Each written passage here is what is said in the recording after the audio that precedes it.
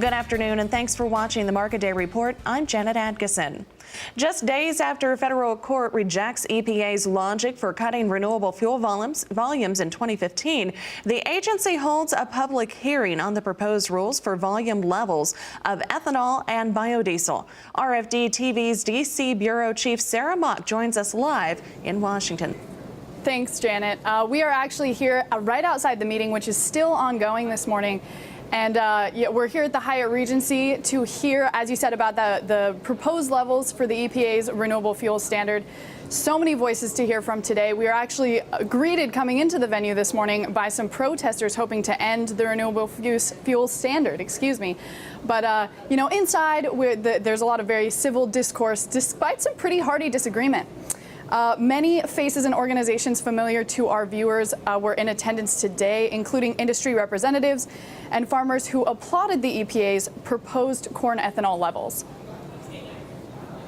My local ethanol plant was constructed 1 year prior to my college graduation.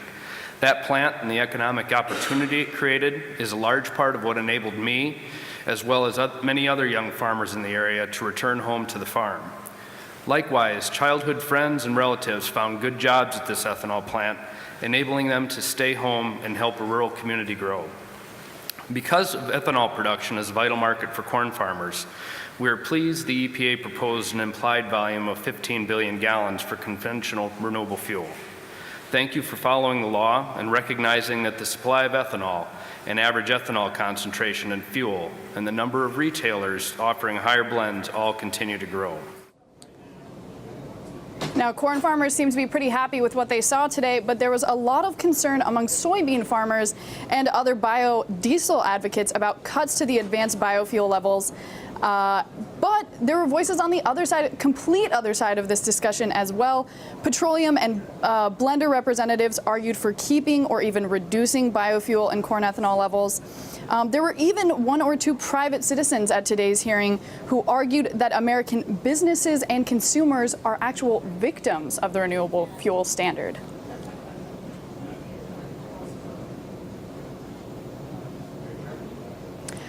So every view, across the spectrum was really represented today.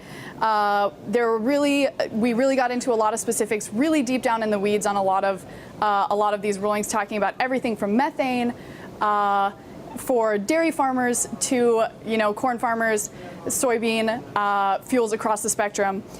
There were also a couple of high-profile witnesses, and each of those today had some very important advice for the EPA on going forward with this rule. So, Sarah, whenever we talk about some of the folks who were maybe more opposed to the idea of the RFS, do you have an idea what the complaint was that they brought to the table? It's a pretty broad range. Of course, blenders are concerned that this is a cost for them. This is an additional cost that they have to deal with. They argue that consumers tend to be kind of hurt on this front. Consumers don't usually get a lot of choices at the pump, though people like Governor Ricketts of Nebraska, Governor Reynolds of Iowa, who are here with us today, had some important things, actually argued that, Iowans, Nebraskans like to choose things like the E15 blend when they're at the pump, and that it's safer, smarter, better for the environment, and that these are very important key things when people are buying.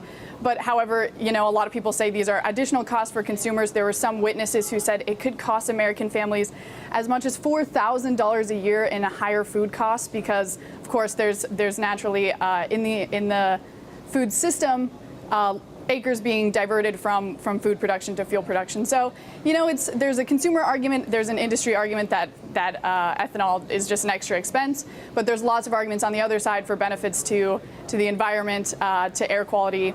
It's a contentious argument here in D.C. And of course, a lot of support for the rural community as well for the ethanol plants across the countryside. What about as far as biodiesel production? Of course, we hear a lot about ethanol. What about the biodiesel side?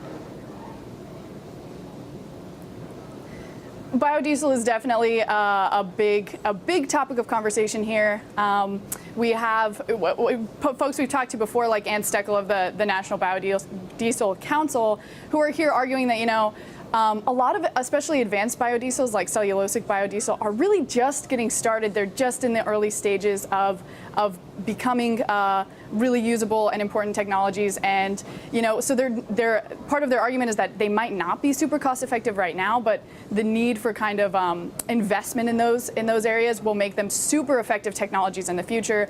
They'll help us use less feed-based stocks like soybeans or corn for fuel in the future, and help us, kind of take even more kind of fringe crops, including like canola or used vegetable oil from restaurants, and turn that into fuel in the future. Excuse me.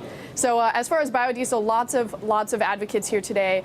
Lots of support for, of course, raising the levels. The EPA did actually cut those in their recent proposed rules. So they're hoping for a big switch before the final rules are proposed a little later this fall.